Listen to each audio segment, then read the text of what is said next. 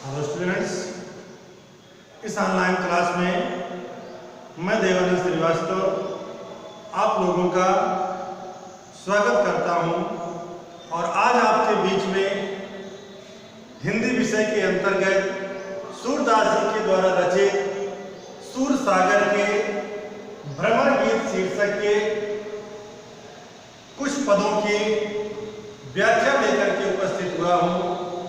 और स्टूडेंट्स, हमारे पिछले वीडियो में आपको ये बताया गया था कि भ्रमर गीत में सूरदास जी ने अधिकांश उद्धव और गोपियों के वार्तालाप के प्रसंग का वर्णन किए हैं, जिसमें उद्धव जी गोपियों को निराकार ब्रह्म का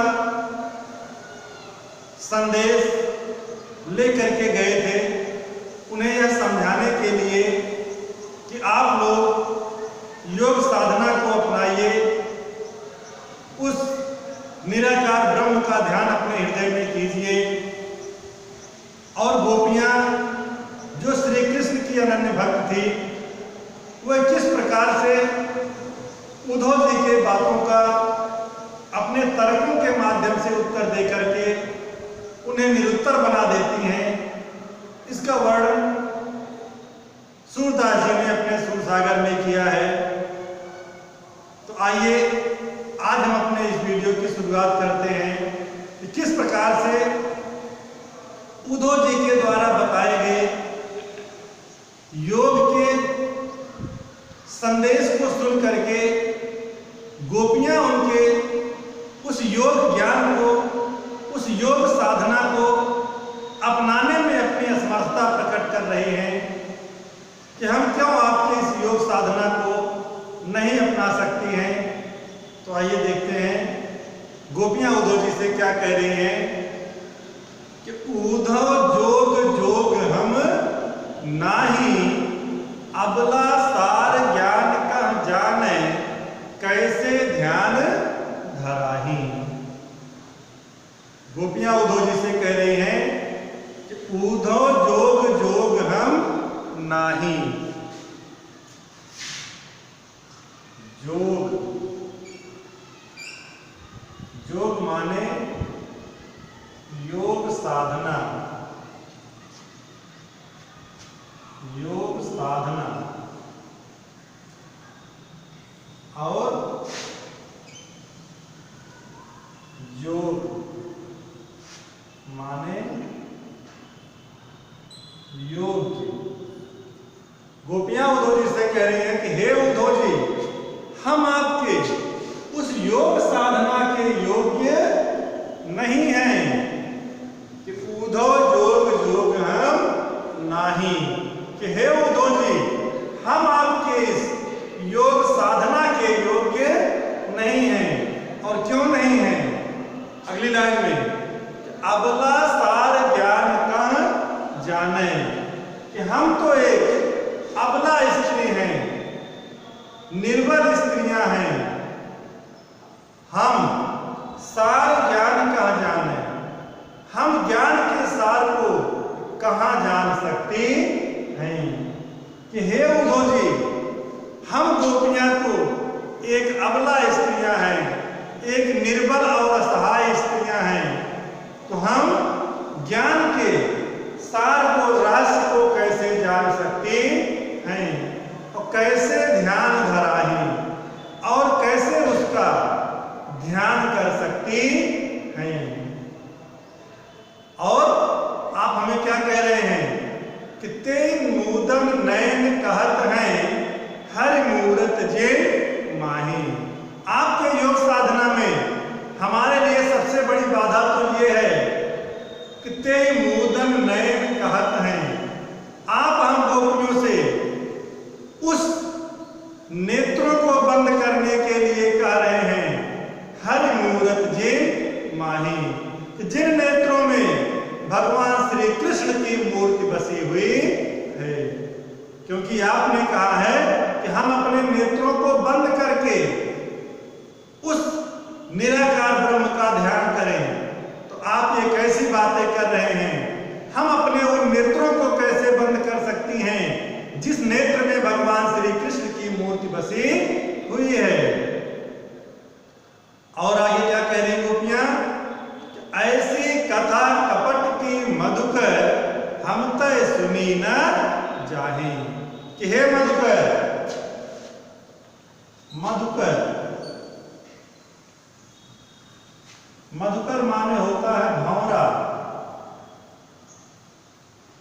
लेकिन यहां पर गोपियां संबोधित तो भंवरे को कर रही हैं, लेकिन भंवरे के माध्यम से वह उद्धव जी से कह रही हैं, क्योंकि उद्धव जी का रंग और भंवरे का रंग दोनों एक समान है। तो ऐसी कथा कपट की मधुकर, कि हे उद्धव जी, ऐसी कपटपूर्ण कथा हम तय सुनी न जाहि, हम गोपियों से सुनी नहीं जा रही है। ऐसी कथा कपट की मधुकर हम तय सुनी न जाहि। कि हे उद्धव जी, ऐसी कपटपूर्ण कथा हम गोपियों से सुनी नहीं जा रही है। कौन सी कपटपूर्ण कथा? जो उद्धव जी ने कहा कि आप लोग श्री कृष्ण का ध्यान करना बंद कर दीजिए, उसके स्थान पर आप निराकार ब्रह्म की आराधना कीजिए, उस निराकार ब्रह्म को अपने हृदय में देखने का प्रयास कीजिए। तो ऐसी कपट की कथा हम गोपियों से सुनी नहीं जा रही। और फिर उद्धव जी क्या कह रहे हैं, जिसे गोपियां तर्क के माध्यम से काट रही हैं, कि श्रवण चीर सिर जटा बधावं ये दुख कौन समाही। कि श्रवण चीर सिर जटा बधावं, आप हमें योगियों के समान अपने कानों को चीर कर, अपने कानों को छेद कर उसमें बड़े बड़े कुंडल धारण करने के लिए कह रहे हैं। सिर जटा बधावं, और आप कहते हैं कि हम योगियों की तरह अपने सिर पर जटा धारण करने, जटा बांध लें, ये दुख कौन समाही। तो आप बताइए, इस दुख को हम गोपियां कैसे सहन कर सकती हैं? कि आप हमारे कानों को छेद कर उनमें योगियों की तरह बड़े बड़े कुंडल धारण करने के लिए कह रहे हैं, और आप हमें सिर पर जटा बांधने के लिए कह रहे हैं। तो आप बताइए, हम इस दुख को कैसे सहन कर सकती हैं? चंदन तज अंग भस्म बतावत बिरह अनल अति दाही। और हे उद्धव जी, आप हमें श्री कृष्ण रूपी, श्री कृष्ण की भक्ति रूपी शीतल चंदन को त्याग कर, छोड़कर, आप हमें श्री कृष्ण की भक्ति रूपी शीतल चंदन को त्याग कर उसके स्थान पर इस योग साधना रूपी भस्म का लेप लगाने के लिए, या इस योग साधना रूपी भस्म को अपनाने के लिए कह रहे हैं। जबकि बिरह अनल अति दाही, जबकि हम बिरह की, अनल माने अग्नि, जबकि हम बिरह की अग्नि में पहले से ही जल रही हैं। कि हे उद्धव जी, आप हम गोपियों को श्री कृष्ण की भक्ति रूपी शीतल चंदन को त्याग कर उसके स्थान पर योग साधना रूपी भस्म अपनाने के लिए कह रहे हैं, जबकि हम गोपियां पहले से ही बिरह की अग्नि में जल रही हैं। तो आप ज्ञानी हैं, आपको इतना पता होना चाहिए कि जो अग्नि में जल रहा हो उसे शीतलता की आवश्यकता होती है, ना कि और अधिक ताप की आवश्यकता होती है। और जोगी भ्रमत जाहि लगी भूले सो तय है अपमानी। जोगी भ्रमत जाहि लगी भूले, योगी लोग जिस ईश्वर को प्राप्त करने के लिए इस संसार में भटकते रहते हैं कि जिस ईश्वर को प्राप्त करने के लिए योगी लोग इस संसार में भटकते रहते हैं, वह ईश्वर तो हम गोपियों के अपमाने हृदय में श्री कृष्ण के रूप में सदैव विद्यमान है। कि जिस ईश्वर को प्राप्त करने के लिए योगी लोग इस संसार में भटकते रहते हैं, वह ईश्वर तो श्री कृष्ण के रूप में हमारे हृदय में विद्यमान है। सूर्य श्याम तय न्यारी न फलछिन, ज्यों घटते परछाई। और हे उद्धव जी, हम गोपियां उस श्याम से, उस श्री कृष्ण से एक पल के लिए उसी प्रकार से न्यारी, न्यारी माने होता अलग, न्यारी माने अलग। हम गोपियां उस श्री कृष्ण से एक पल के लिए उसी प्रकार से अलग नहीं हो सकती हैं ज्यों घटते परछाई। घट माने होता है शरीर, कि जिस प्रकार से शरीर से उसकी परछाई कभी अलग नहीं हो सकती है।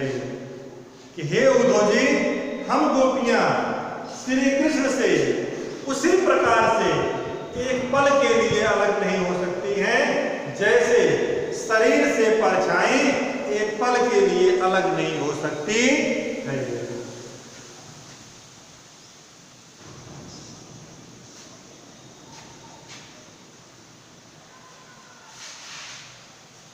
और स्टूडेंट्स, इसके बाद आप लोग सूरदास जी के द्वारा रचित अगला पद देखिए कि उद्धव जी ने कहा कि आप लोग श्री कृष्ण के प्रेम को त्याग करके निराकार ब्रह्म से प्रेम कीजिए।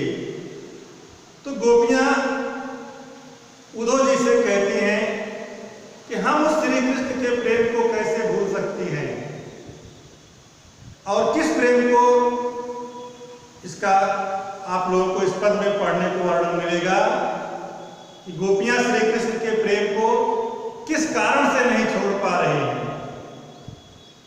तो लरिकाई को प्रेम कहो अल कैसे छूट, कहा कहाओ ब्रजनाथ चरित अंतर्गत ही लूट।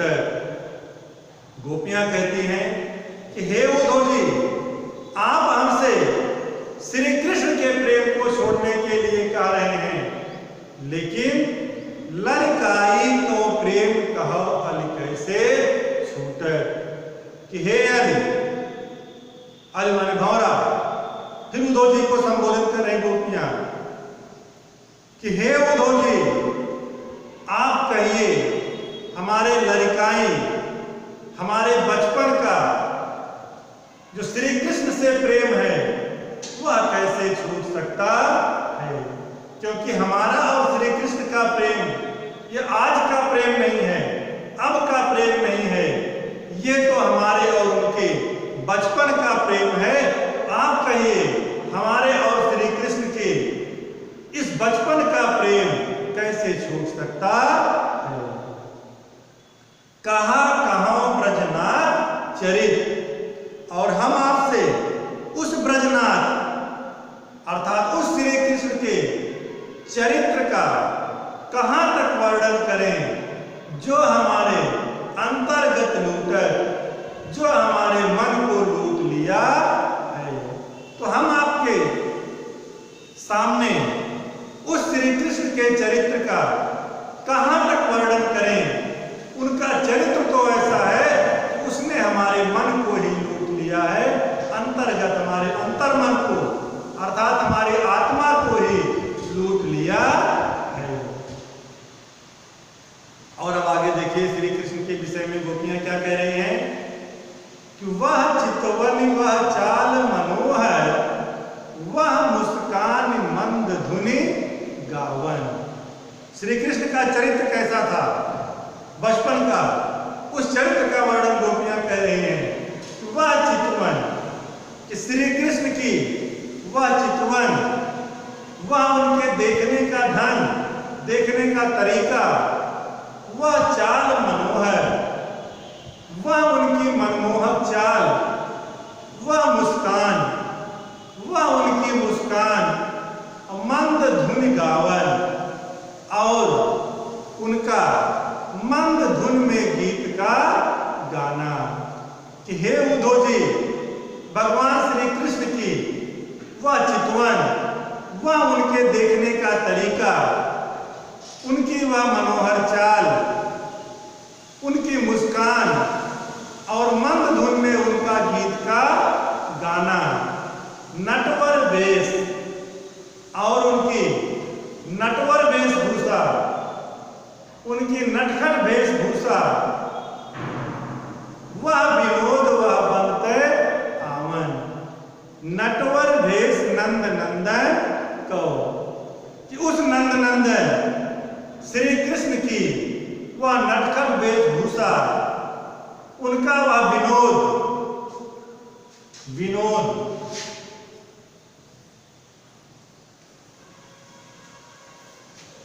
हास परिहास,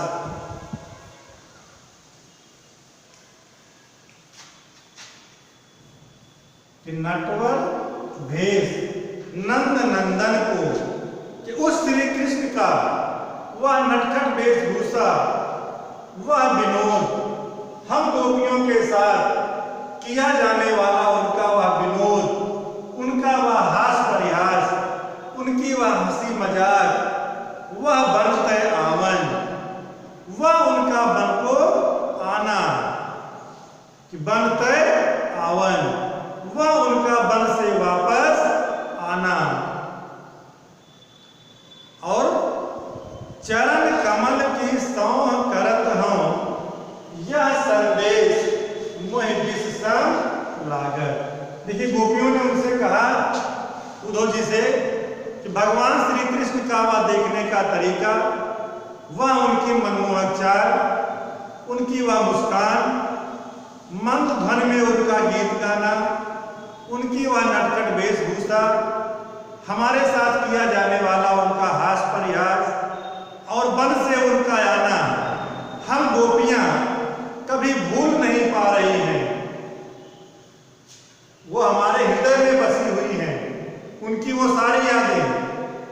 और चरण कमल की सौह करत हम, और हे उद्धव जी, हम भगवान श्री कृष्ण के कमलवत चरणों की सौह माने सौगंध, सौह माने सौगंध, कि हम भगवान श्री कृष्ण के कमलवत चरणों की सौगंध खा करके कहती हैं कि आपका यह योग का संदेश हम गोपियों के लिए विष सम लागत, विष के समान लग रहा है। कि हम भगवान श्री कृष्ण के कमलवत चरणों की सौगंध खा करके कहती हैं कि आपका यह योग का संदेश हम गोपियों के लिए विष के समान लग रहा है। सूरदास पल मोह न बिसर, मोहन मूरत सोवर जागत। और हे उद्धव जी, वह भगवान श्री कृष्ण की मोहनी मूर्ति हम गोपियों के लिए सोते और जागते एक पल को भी नहीं भूलती है। कि हे उद्धव जी, भगवान श्री कृष्ण की वह मोहनी मूर्ति हम गोपियों के हृदय से सोते जागते एक पल के लिए भी नहीं भूलती है।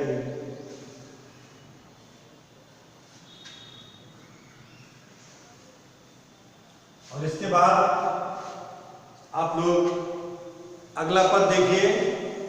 अगले पद में गोपियां किस प्रकार से अपनी विलक्षण बुद्धि का और अपने तर्कों का किस प्रकार से उद्धव जी के सामने उदाहरण प्रस्तुत कर रहे हैं,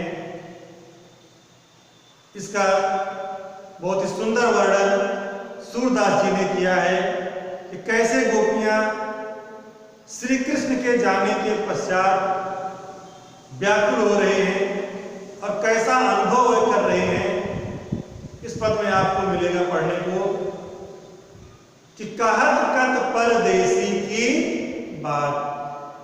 उद्धव जी ने कहा कि मैं श्री कृष्ण का संदेश लेकर के आया हूं।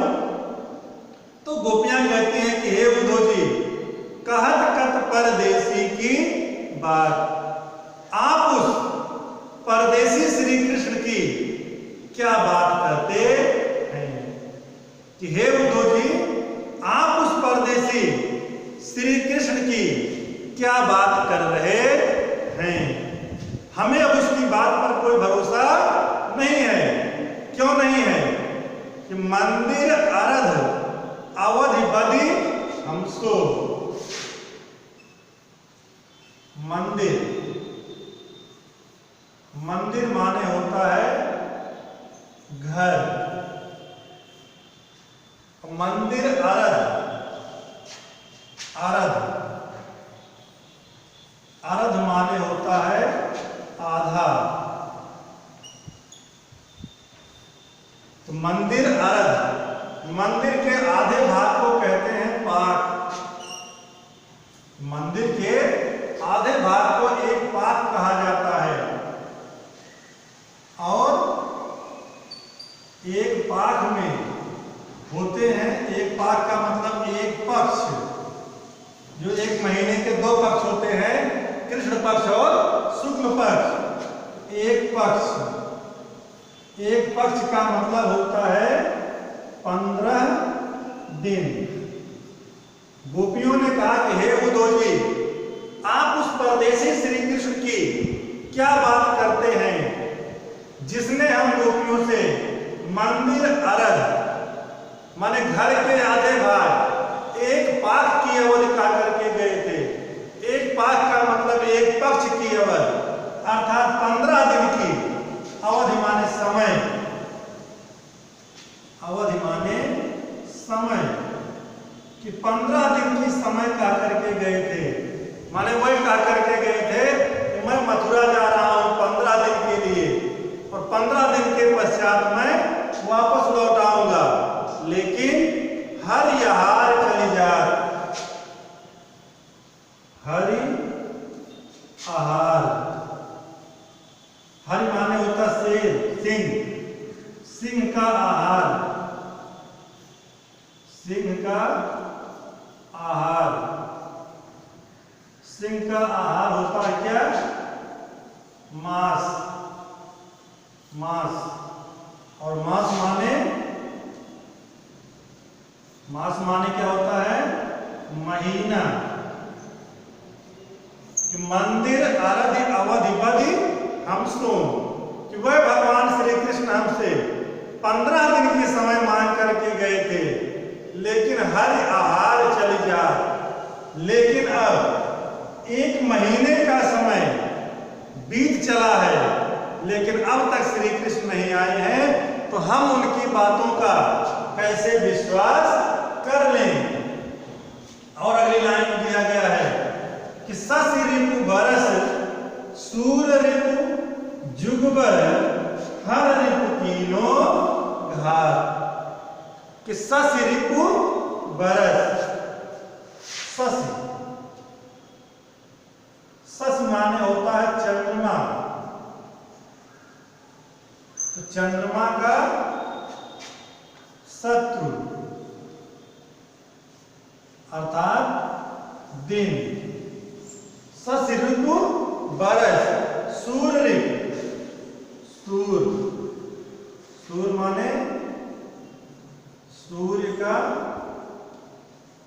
शत्रु अर्थात रात। कि शशि ऋतु बरस सूर्य ऋतु जुगबर, जुग माने युग, युग माने होता है युग। और हर ऋतु तीनों घात, हर ऋतु, हर माने शंकर, शंकर का शत्रु अर्थात कामदेव।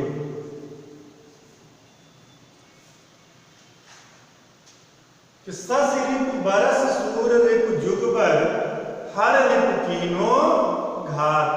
कि हे उद्धव जी, हम गोपियों के लिए चंद्रमा का शत्रु अर्थात दिन वर्षों के समान हो गया है। सूर्य रिपु, सूर्य का शत्रु अर्थात रात युगों के समान हो गई है। तो हे उद्धव जी, हम गोपियों के लिए चंद्रमा का शत्रु दिन वर्षों के समान बीत रहा है और सूर्य का शत्रु हमारी रातें युगों के समान बीत रही हैं। मतलब श्री कृष्ण का जो विरह हमारे ऊपर आया है, उस विरह के कारण हमारे दिन वर्षों के समान बीत रहे हैं और हमारी रातें युगों के समान बीत रही हैं।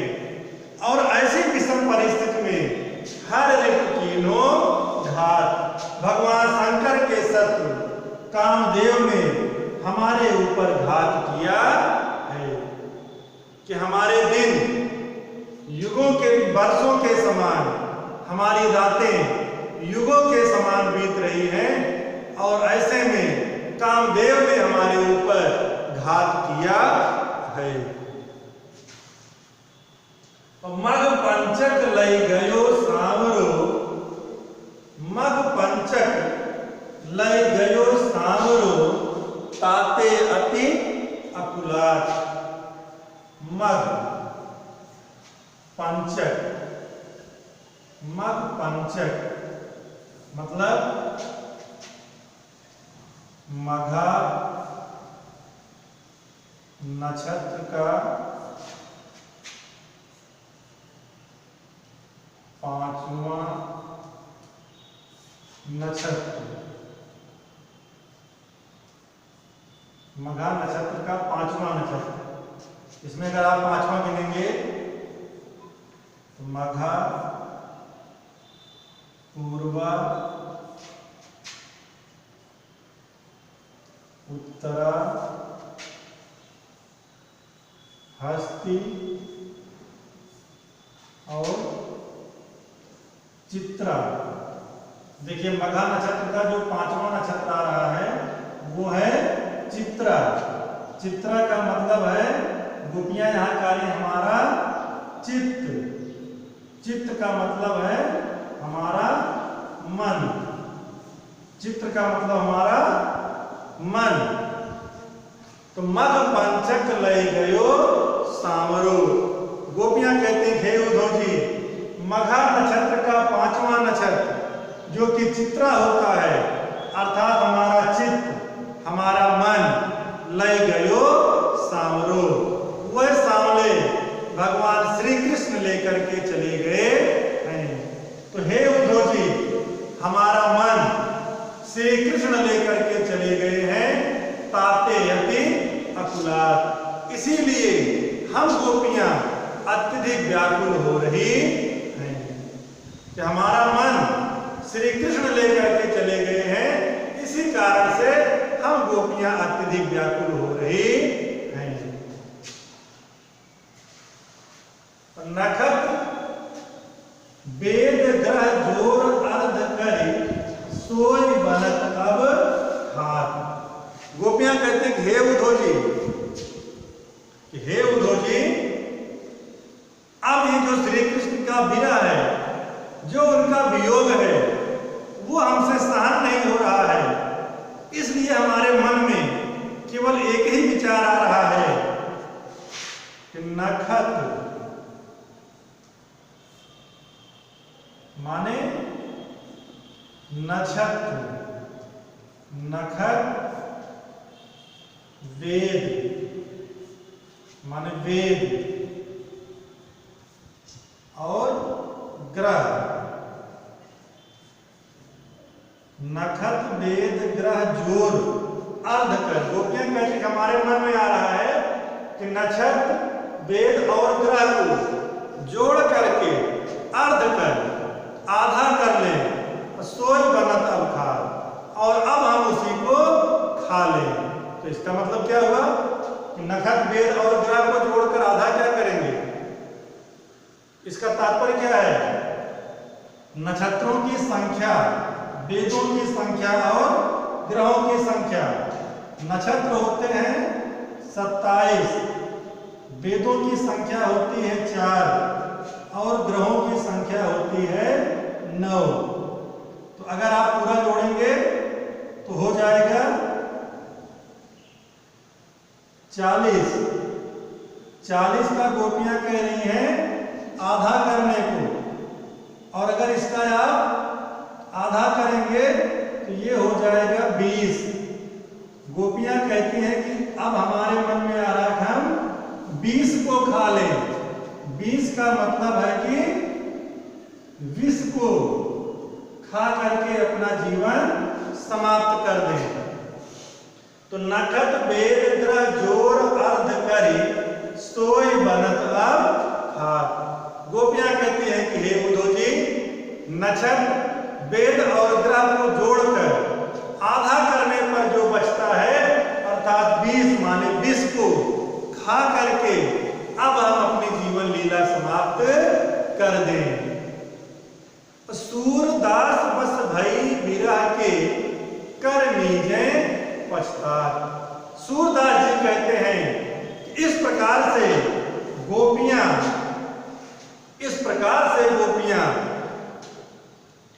विरह के वशीभूत होकर के अपने हाथों को मल रही हैं और पछता रही हैं। हाथों को मल रही हैं और पछता रही हैं। हाथों को मल क्यों रही हैं कि क्यों हम श्री कृष्ण की बात पर विश्वास करके उन्हें मथुरा जाने दिए। अगर हम उन्हें मथुरा ना जाने दिए होते तो आज हमारी ये स्थिति ना होती। तो सूरदास बस भई विरह के कर मीजे पछतात।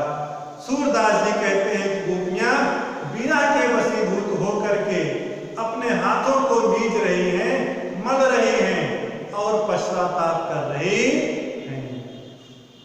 तो स्टूडेंट्स, आज के इस वीडियो में इतना ही। आप लोग आज के इस वीडियो का घर पर अध्ययन कीजिएगा और अध्ययन करने में अगर किसी प्रकार की कोई समस्या आती है तो उसे नोट करके आप उस समस्या के निवारण के लिए हमसे संपर्क स्थापित कीजिएगा। आपके उस समस्या को हर संभव प्रयत्न करके दूर करने का प्रयास किया जाएगा। तब तक के लिए धन्यवाद।